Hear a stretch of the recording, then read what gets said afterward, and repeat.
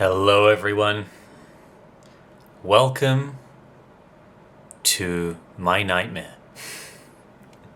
Today we are going to be fixing the SLR680 with the broken autofocus mechanism that we saw in the last video. Now, as I mentioned at the end of that video, if you made it all the way to the end of the 2 hours, my client does actually want to take this shutter and install it into a gold SX70 sonar body. But before we can do that, I do need to get that autofocus system working. And I want to emphasize now, more than any other repair, and I do mean this quite seriously, do not try this at home. If this is the first time you're using a soldering iron, this is not the repair for you. If you don't know what kind of screws the SX70 takes, this is not the repair for you. If you don't know how LEDs work, this is not the right repair for you. This is one of the more difficult jobs in terms of SLR680, SX70 sonar repairs. It's something that's very frustrating. It's something where a lot of different technicians have different ways to fix this. And I'll describe some of those as I go. But this is a repair that is pretty easy to screw up. And there's lots of different ways that you can screw up. Simply just getting to the done part, you can screw up. And this is something that even back in the day when Polaroid would have repaired this issue, it's actually easier to swap the entire autofocus mechanism and install another one, because that's only 2 screws and 7 points of solder, right? It's easier to replace the entire thing than it is to replace just this one part. But since I'm trying to save as many of these cameras as I can, and I don't have an endless supply of SLR680 sonar and flash units, I am going to have to replace the defective unit. So what I'm going to do is strip this camera down first. I really haven't decided yet if I'm going to take the shutter off the body. You can do this with the shutter attached, but I think what I'm going to do is just bite the bullet and desolder my nice freshly soldered ribbon cable and just take the shutter off because it will make things easier. For those that didn't see what the issue was, this camera's motor assembly and all the autofocus, it does work, but it only focuses to one fixed distance. Now what should be happening, I mean, the camera that I'm using to record this is very, very close. It's only about 30 centimeters away. That lens should be focusing all the way to the front. But instead, it's focusing to just beyond the 1 meter mark. And why it's doing that is the little sensor that tells the motor how far it needs to turn to move that lens to focus. That sensor has died. Well, actually, it's not the sensor that's died, it's part of what makes up the sensor. I'll explain as I go, because this is very complex. If I lose you at any stage, again, this is not the repair for you. But for those that are interested in terms of the complexity of these cameras and how they work, do stay tuned for the rest of this video, because certainly I don't think anyone's actually documented this on video before. So what I'm going to do is just start by disassembling the camera down to the shutter, because we don't need the body to be attached. So I'm just going to take out the 2 screws that I had put in here. When I test an SX70 or an SLR680, I usually only put it back together with 2 screws just to start off with. And why do I do that? Well, for this very reason, in case I all of a sudden find myself ripping out the shutter again. All right. Now, part of what makes this very difficult to repair is you've got to take the rear housing off as well as the front housing of the sonar unit. Now, I did that in the last video, so if you want to see how that's done, watch the previous video that I did. But as we discussed in the last video, the ABS plastic is very brittle on a 680. This top housing was just made with very comparatively cheap materials. It's like they spent all the money on the body of the camera and decided to cheap out with the rest of the housing.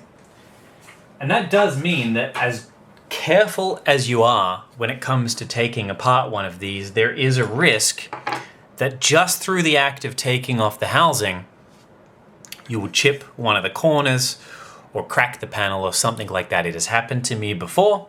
It won't be the first time. It certainly won't be the last time. And there's really not a lot you can do about it. It's just the annoyance of these designs. What I like to do is take the rear cover off a little bit and then kind of pop out the flash. You can disconnect it from the front. Now, because I've had a pack of film in the camera, I just want to make sure that the flash capacitor is not charged. It shouldn't be, because the flash was never turned on. But trust me, it's worth doing that so that you don't get electrocuted, because that is not very fun. So, what I'm going to do is just put that little flash housing off to the side. And I'm going to lift out the little ribbon cable that attaches that flash.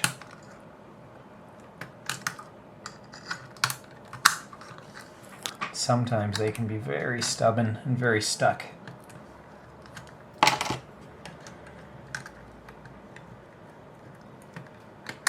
There we go. All right, that's out.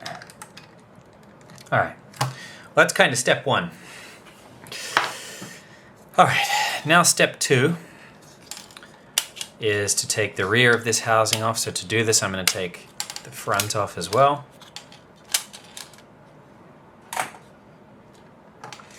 Now, as I've said a few times, I have tons of experience in terms of repairing instant cameras. I've literally spent the better part of all of my spare time learning how to fix these things. And I still hate this job. I would rather do literally any other kind of repair. Oh, there we go. Okay, we got one side. So we're doing okay. Yeah, I would rather do any other kind of repair job than this. Come on. Yes! Well, hallelujah, that actually was pretty easy. There we go. One flash housing. Now the clips that actually hold this PCB in are in pretty good shape, so it hasn't fallen out. A lot of times these clips die and the whole PCB will just totally fall. Since that's so nicely connected, I'm gonna leave it connected together. Because if you take out this PCB, which you can, like if the switch is a bit faulty, you can take that out to clean it. Those clips may snap. Just through the force of me lifting that PCB out, I'm gonna leave that, at least for what I'm doing on camera. And what we start to see now is the guts of what is inside here. Now I'm gonna grab some B-roll on my phone here so that you guys can see exactly what it is that I'm talking about. And I'm going to give you a little bit of a guide as to how exactly this thing works. So,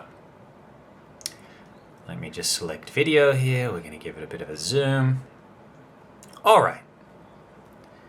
So, this little thing here, this little U-shaped bit of plastic with the wires coming out of it, this is what they call the pick-off assembly. It's also known as the optosensor. It is effectively between this gear and this pick-off assembly. This makes up what they call a rotary encoder. Now, a rotary encoder is something that counts pulses of light as they travel through these little slots in the cog here. Okay? So, the way that an SX70 sonar or an SLR680 works, and I've got another very beat up SLR680. Look at this cracked housing. I'm going to be refurbishing this in a future video probably. I've got big plans for this camera. But effectively what happens, and this one actually does have working autofocus, so I'll show you exactly what it's supposed to do. Oh, no, wait. The autofocus on this is also broken. Forgive me. But effectively what happens when you press that shutter button, right? A high frequency sound wave is emitted from the camera, like sonar, right? Like what a bat would use, like what a submarine uses. High frequency sound waves. And it sends out this beam of sound. Now, sound reflects off things, right? So we have a subject here. You hit the shutter button, it sends out a beam of sound. At the same time, a counter is started. And it counts all the way up to 124 pulses. Now, the camera will take a photo once the total number of pulses reaches 128. So we've got 124 pulses, that's the maximum that the camera will count. And we've got to reach this magical number of 128, okay? So what happens if you're at infinity, right? Let's say you're taking a photo of the horizon. There's nothing for miles, right? You're taking a photo of the sky, nothing for miles. That sonar sound wave will never bounce back and be received by the camera in time.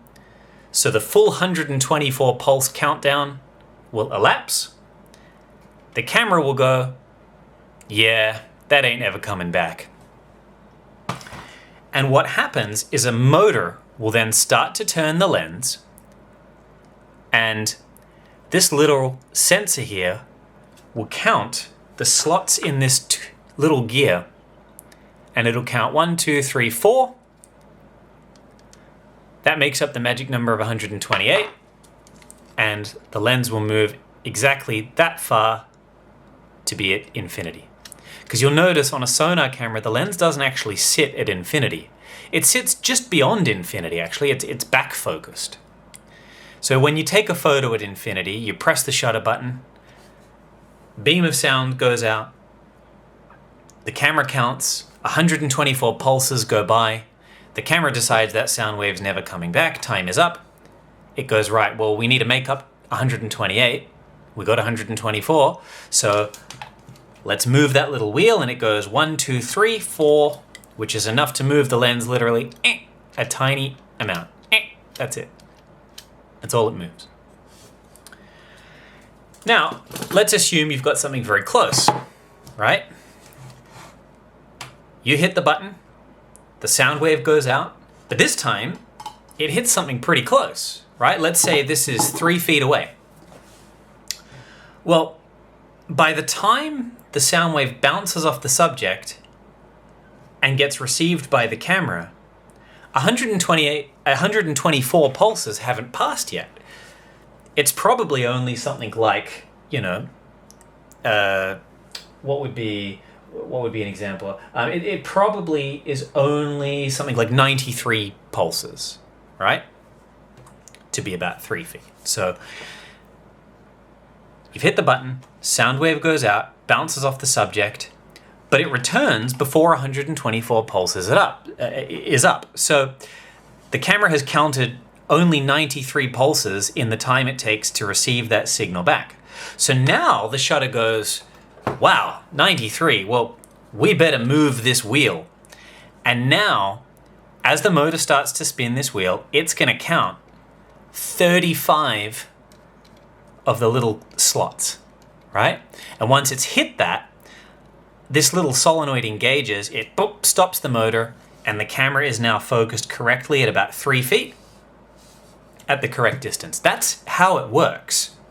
Now, the thing that's counting those pulses is a little infrared LED, which is really small. Again, I think I should get the B-roll out. Let's just grab my phone again.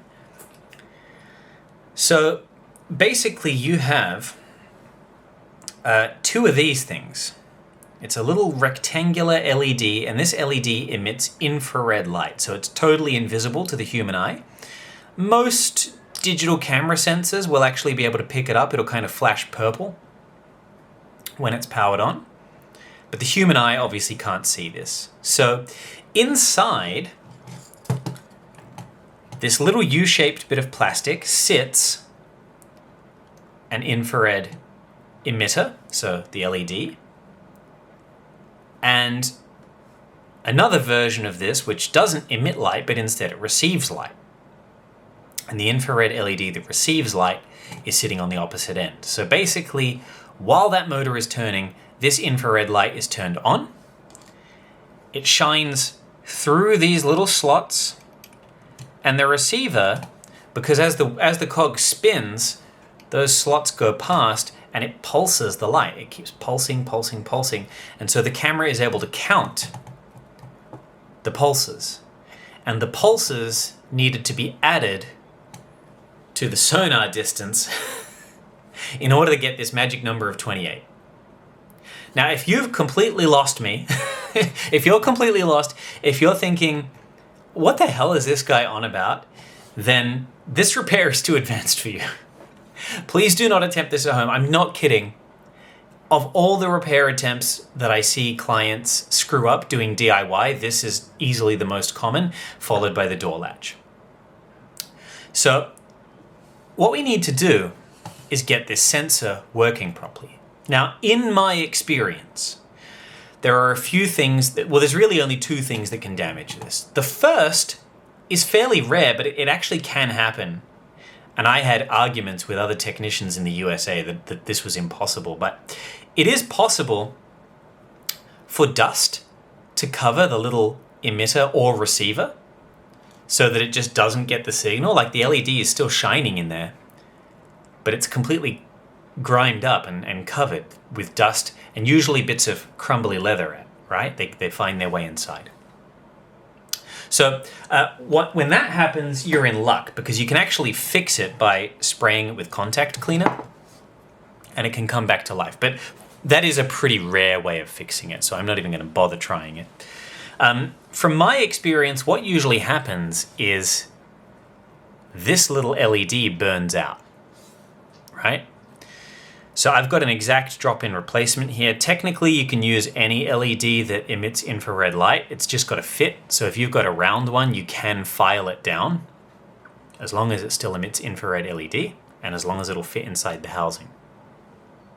The receiver is generally always fine. It's very rare for the receiver to die.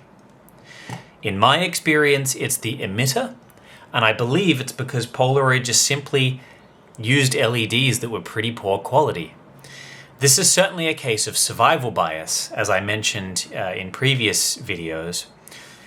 If your camera still focuses fine after 50 years, then odds are that LED is going to last forever. LEDs last a tremendously long period of time. But if your camera is dead, well, likely this died long ago. It was because of a factory flaw in the LED. It just wasn't made very well. It got oxidized, it burnt, whatever. So I've really never seen a sonar camera die before. I've only ever seen them arrive dead. So what we need to do is get this little plastic housing out of the camera, remove the old LED that's in there, and replace it with this, solder this in, reinstall it all, rebuild the entire thing, and pray to the instant camera gods that everything that we've just done was a success. Because you can't test this until you get it all back together again. And I tell you, there is nothing more infuriating than spending a hell of a long period of time getting the shutter working, ripping out the optosensor, putting a new one back in, only to have to do it all over again. So I'm going to continue disassembling this. This is not something that I often do on video, and I'm not a person that gets nervous very easily in terms of repair. But this makes me nervous. I hate doing this job so much, and it is obviously an extra charge.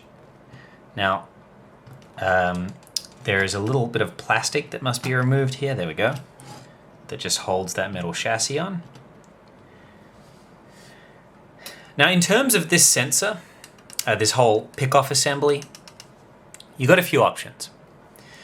You can 3D print one of these housings, spray paint it black so it's light proof, and install brand new emitters and receivers. That's an option. That's also a hell of a lot of work.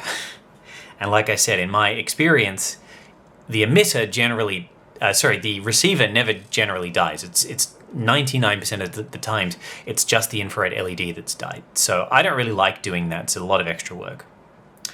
Another option you can do is get one of like the box type sonar cameras. Like they're called like the Polaroid 5000 or the Pronto sonar, but Polaroid had a bunch of different names for them. They're really ugly, chunky box type cameras with a gold transducer. Believe it or not, they use the exact same pick-off assembly. So it works in the same way.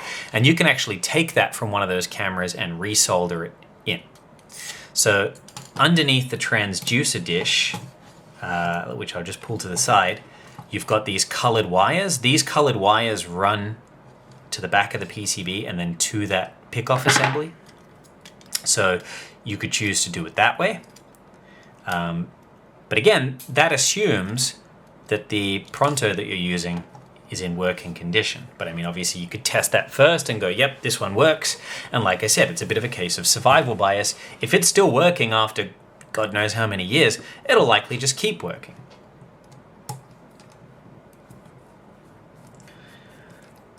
So what I like to do is I like to remove this little opto housing, this pick-off assembly. And where possible, I like to salvage the original housing, forcefully remove the old LED and insert the new one. I keep the receiver the same since it's practically indestructible. They very rarely ever die, like I said. And then solder it back in place. And that is my preferred way of doing it. But there's no real right or wrong way. There's just whatever works for you. Oh, I hate this. I think I'm just going to demonstrate this just to show you guys how tedious this is. I really do not like this. It's so fiddly. Now you can also desolder the ribbon cable and sort of take everything apart that way. I'm not going to bother with that.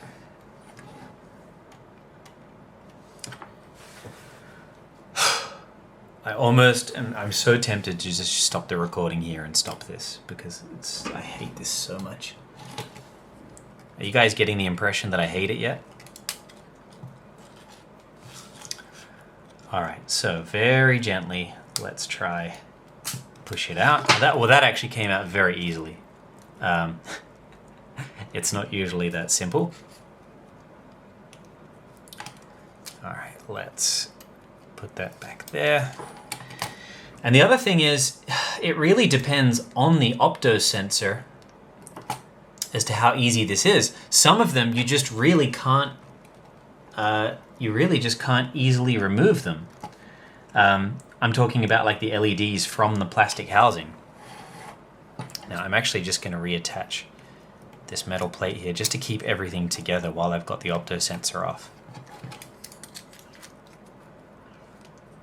Oh, this job sucks. All right. And like I said, there's a few different ways to do this. I find this one works for me. Keeps my workflow to pretty minimal. The problem that I have with this particular 680 is there's just not a lot there ain't a lot of give on the wires. So I might actually have to take that PCB completely off. Oh no, here we go. Okay, great. Okay, I've been able to give myself some extra length. Okay. So you got to pay attention to the colored wires.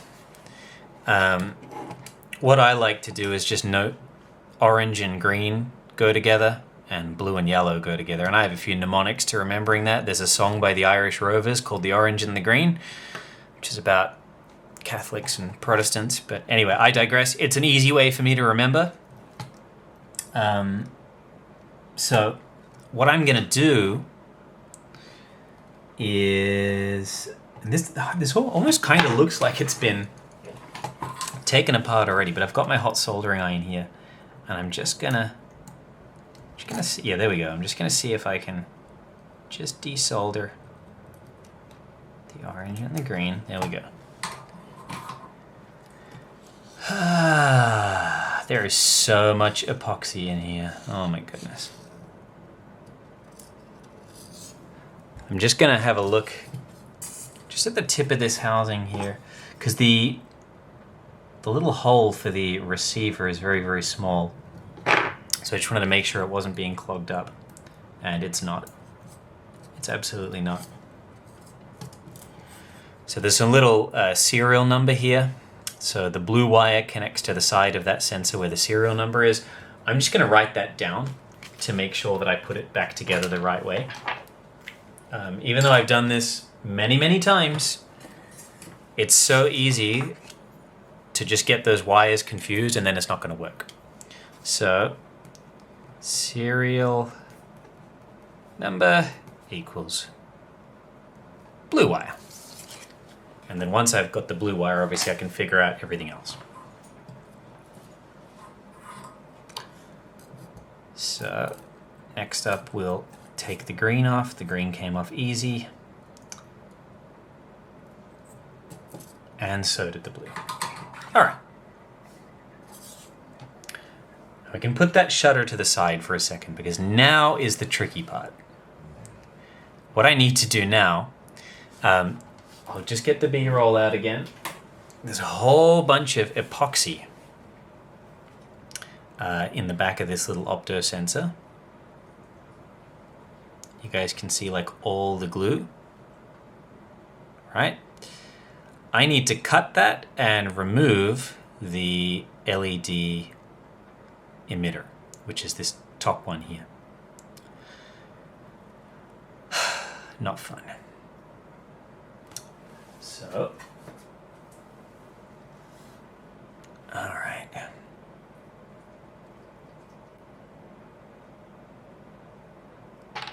So it's not the one with the serial number. I've got to remove this top one. So what I like to do here is just take my time. I'm just going to find my knife, which I put next to me so I wouldn't have to go finding it. I'm like, where did I put my knife? Oh, that's right. I put it right there so I wouldn't need to go hunting for the video. Sorry if my hair gets in the way here, guys. Some pick-off assemblies come apart very easy. Others, not so much. It really depends on the type of epoxy used. So this is a clear epoxy. Clear is very difficult to remove. At some stage, Polaroid changed to a black epoxy. That's very easy to remove. Very, very easy. If you get a pick-off assembly that says made in Mexico, oh boy, are you out of luck. They're kind of like crimped in, the little LED emitter and receiver, and oh man, so difficult to remove.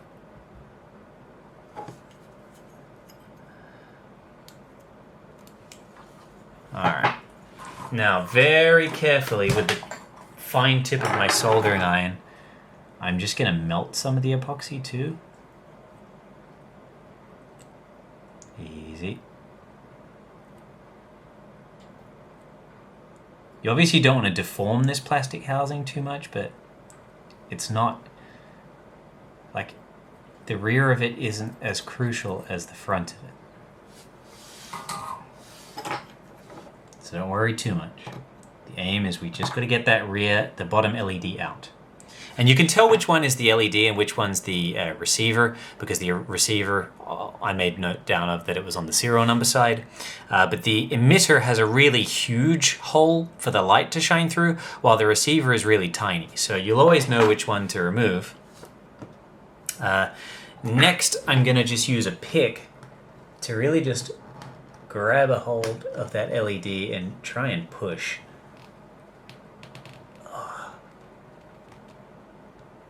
Now, if this doesn't want to come out, I might have to just pause the video here and just resume, because this may take a while. I may end up needing to put some synthetic oil in here with my syringe just to try and help it release. I may not even be able to recycle this housing. The epoxy might have glued in that LED too strong. And oh, was that it? No. I thought I was getting somewhere for a second. Yeah, it may just be impossible to remove. Another thing I can do is using a very fine PCB drill bit. You can use a 0.75 millimeter drill bit to kind of just drill through the LED and kind of snap it into two pieces and pull it out. That works too. But really what I'm trying to do is just salvage that housing. This is why some technicians prefer 3D printed parts, but they have problems. The tolerances of the 3D printing don't always work amazingly. So my preference is always just to salvage the original. And yeah, I don't want to have to bother with print times and the cost and that kind of stuff. Especially when I can just recycle the original housing, but unfortunately this one's a little difficult. So I'm going to give it another maybe 5 minutes. And if I can't do it, I'm just gonna, because you guys get the idea of what I'm doing. I'm basically just trying to dig out that LED, which has been glued into the housing. Very carefully, so that I'm not sticking myself.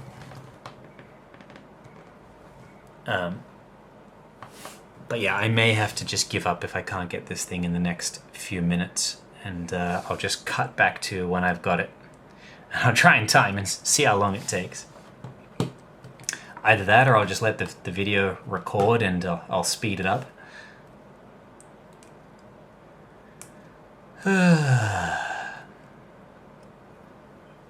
But yeah, this is, like I said, it's why I hate this job. There's just really no good way of doing this.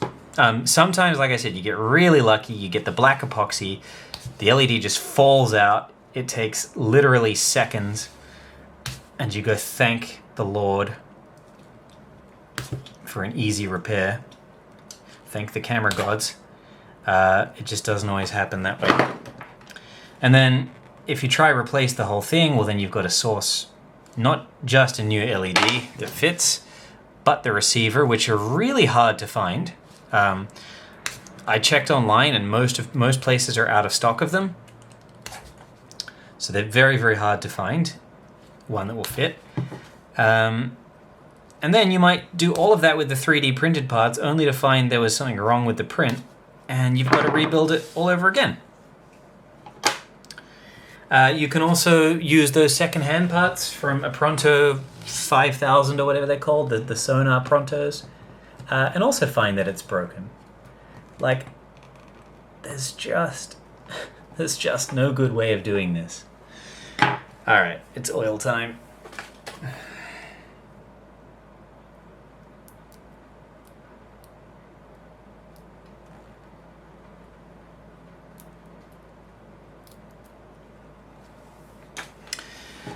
And then I'll try probably just drilling it. Oh, it's so stuck in here.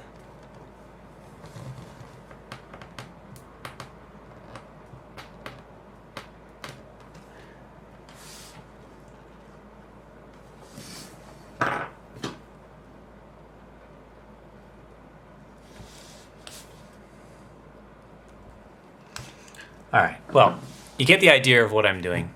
I'm going to hit pause there and be right back. Got it.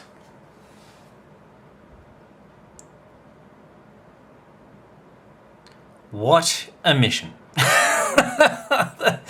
I ended up hitting it with the soldering iron again after I'd used the oil. And that kind of boiled the oil,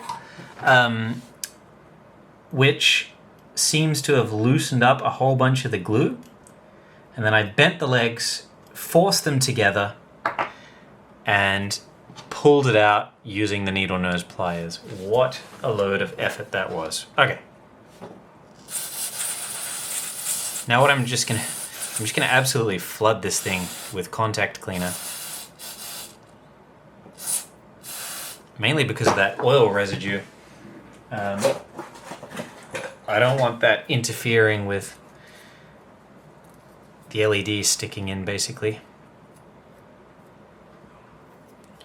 But, oh man.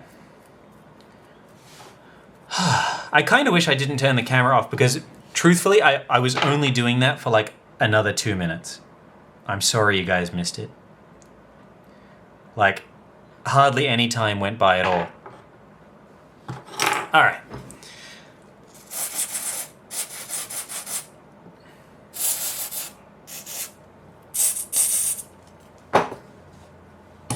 Okay. So, all the hard work is now done. I'm just making sure, yeah, there's really no sticky residue left. And honestly, the housing looks pretty clean. Even though I was just prying it, hitting it with a knife,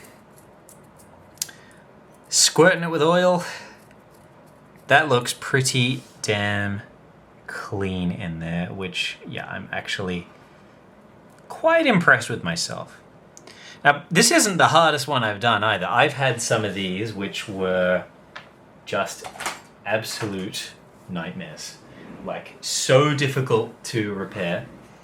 I'm just looking for a cloth. Here we go. This will do. Because I really want to make sure it's clean in there and free of all the oil that I just put in there. So I'm just going to get a cloth and a screwdriver and just really get in there. Just give it a little wiggle.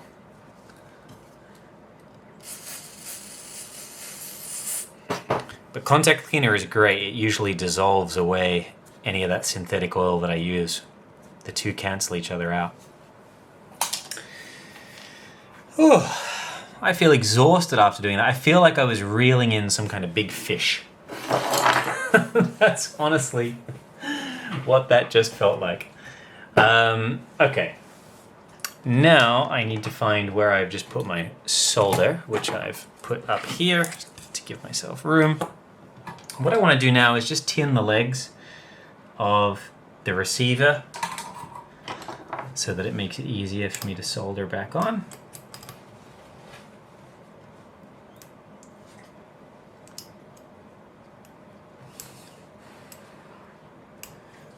Oh man. Did I mention that I don't like this job?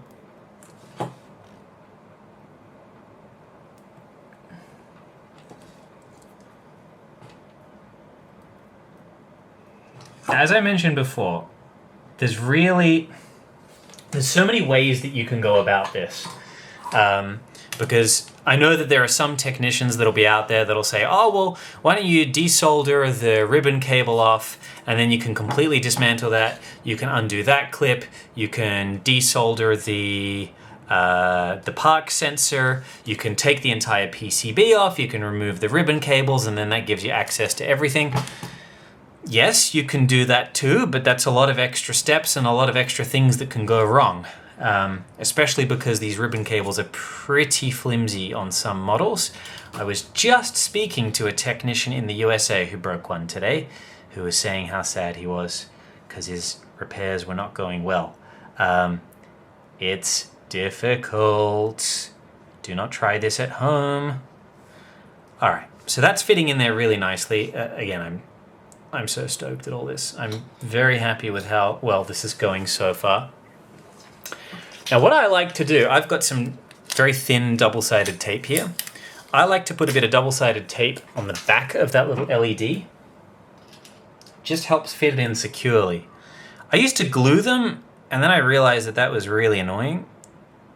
So I now just cut a little bit of double-sided tape and just make sure it's all pressed in. So I'm just taping there and I'm just gonna cut the excess off. Because yeah, it was annoying having to wait for glue to dry, and it would get everywhere, and I was always afraid it was going to go into the sensor.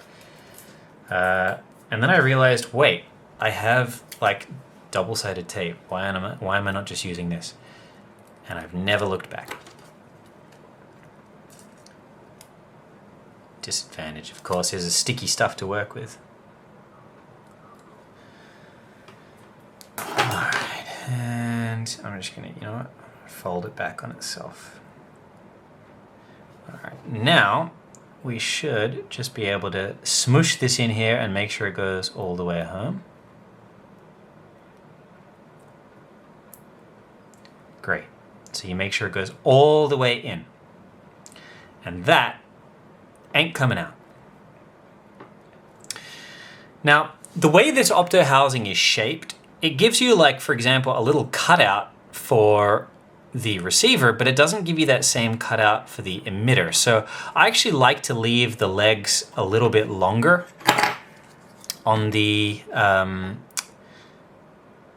emitter, just to help with soldering, because like it doesn't matter, they don't touch anything where the housing's positioned, so it's not going to short or anything like that.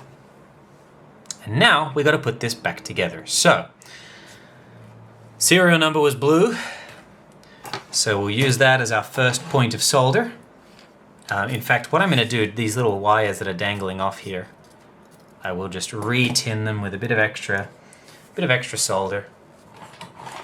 So we know if the serial number part is where the blue wire goes, then next to that blue wire has to go the yellow wire, and then the orange and the green.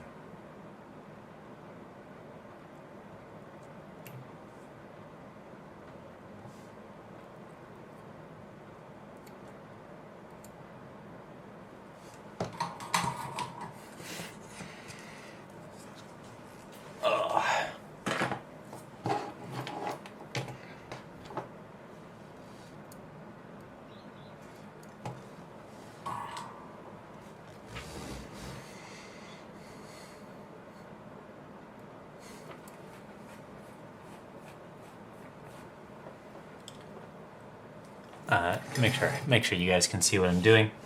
So I'm just soldering on the blue wire.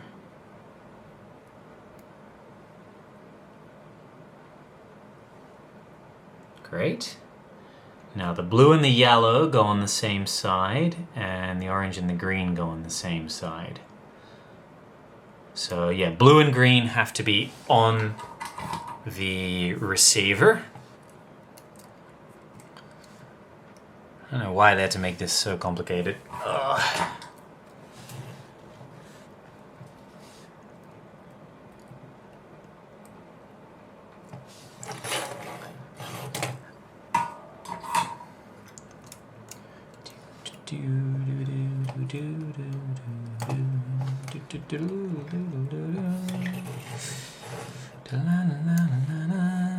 I'm sure there are some techs that are out there that are going to be like, why are you doing it this way? Why don't you just use a broken Polaroid 5000, Jake? It's much easier. Solder it at the top. Well, I like doing it this way. It's a little fiddly, but it works. And this way it uses the least parts, because it replaces only the bit that's crucial. There's no 3D printing involved, just skill.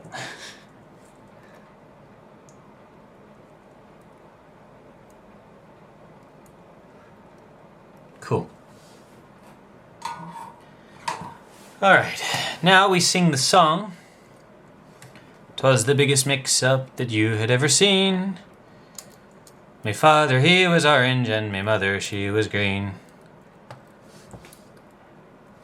And that's how I remember what goes with what. So, why is the yellow lead so long? I'm actually gonna trim it. It's like twice the length of the orange lead. Let me just, it's making it very difficult to put back in place properly. There we go. That's better. Yeah, so the I'm just going to tin the legs of the new LED that I've put in.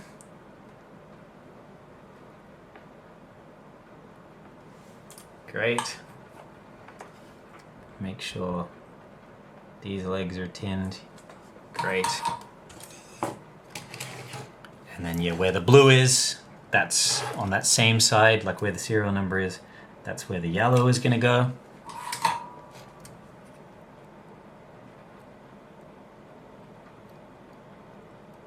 Oh, it's so close. Great. And then the orange, and then we can put this silly thing back together and pray that it works. And then if it doesn't, I'm definitely going to pause the video and I'm going to do it all off camera, and I'll come back and explain what I did wrong. But it should work. The only thing that's really going to brick me here is if the receiver has also died, which is very rare. Ever since I've been doing this technique, I'm yet to have seen one where the receiver has died too. So, alright, we fold it back over like so. It's got to go under, so I got to take that panel off. But yeah, this is very, very fiddly, very annoying stuff. So just do that, put that to the side, pull the cables over.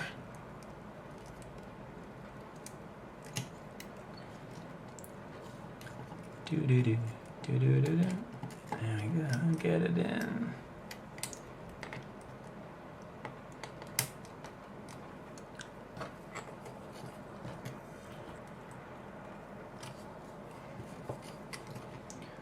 Push the cables. Just getting caught. There we go.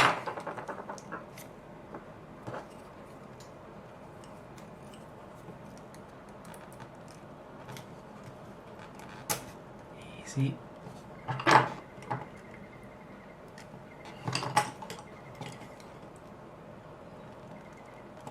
Great.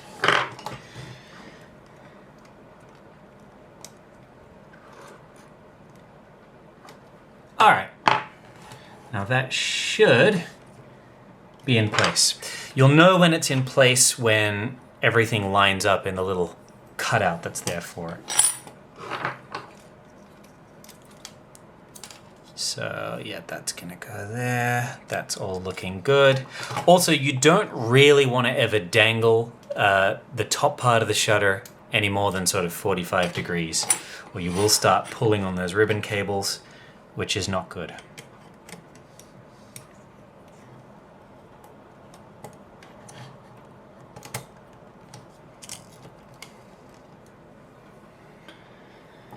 Okay.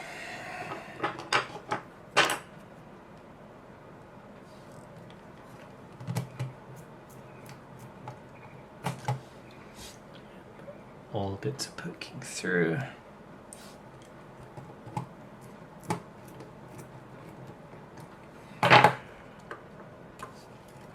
Okay. Click the chassis in. Now the last thing that I'll put on is that little plastic lug.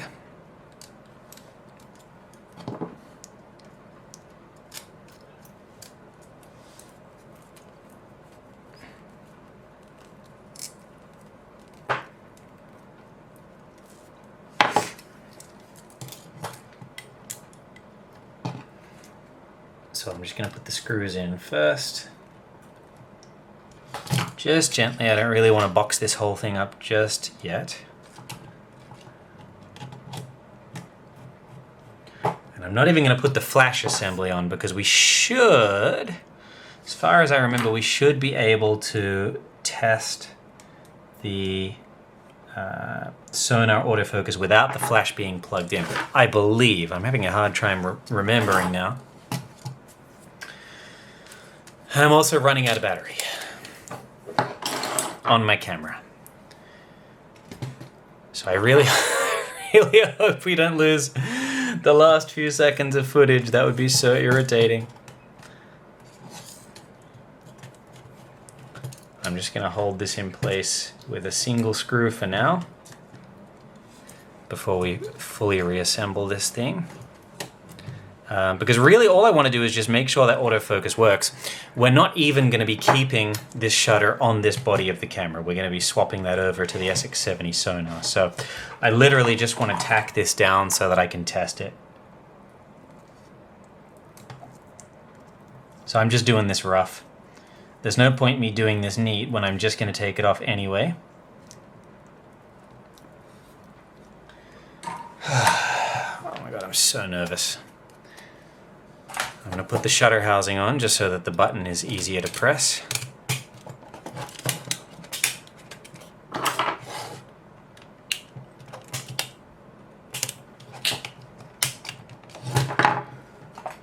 Oh my god. Heart racing. I hate doing this on video.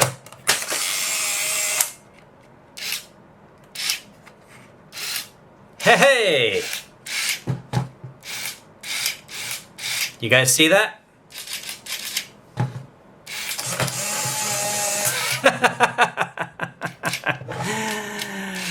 There we go. There we have it, boys and girls. Oh my god. I hate doing this so much. Okay. I must say, I'm much calmer doing this when it's not on video. This is really nerve-wracking stuff to do performing live under pressure. Everything else on an SX70, SLR680, I'm good. Easy peasy, lemon squeezy. But that is hard. But it's all working now. So it goes infinity, we've got close focus. I'm just gonna focus it to my eyes. Oh, it's beautiful. It's beautiful. There you go. Well, I hope you enjoyed this video. Don't do this at home. It sucks. Feel free to send it to me instead and torture me. Yeah, this is probably the last time I'm going to show you guys that repair technique. I do not like doing it on video footage. I've done it because I had it requested numerous different times. And I want to stress once again, there are different ways that you can tackle this. Different technicians will argue the pros and cons of each method. I just prefer to do it that way because although working on the actual optosensor part, like the actual pickoff assembly, is a little bit fiddly, the fact that I don't have to disassemble the rest of the sonar mechanism anymore beyond what I just did is a big advantage for me. So now that that is working, I can put the flash back on, put the housing back on. As I said, I'm not going to pause the video. I'm not going to stop this series here because my client is sending me the gold SX70 sonar body. We're going to swap the shutters over. We're going to refurbish the gold sonar as well. And we're going to have the world's first, well, possibly the world's first, there may be others, gold SLR 680, which is going to be really, really cool. Apologies for all of my carrying on during this video. If it's not clear, I don't like doing this particular repair on video. It adds a tremendous amount of extra stress and pressure. But we got there in the end, and I'm just sitting here admiring what is a working camera now. So I'm going to let my client know that this was a success, and I'll see you guys in part 3. Actually, before I go, as always, like and subscribe. Leave a comment below if you liked the process. If you have other suggestions on how to do it. If you're another technician, feel free to tell us how you do it. That's the way that I do it. That's the way that I'm the happiest doing it. And that is the way that, yes, it's a little bit fiddly, but time and time and time again, I've used this technique and it always works. My success rate using that technique is 100%. So this was just yet another one that worked. As always, if you want one of your cameras refurbished by me, please feel free to send one my way. You can find all of my details in the links below. And I also have a Ko-fi account where you can choose to buy me a beer or two if you enjoy the content. But I will see you guys in the next video. Until then, have a wonderful day.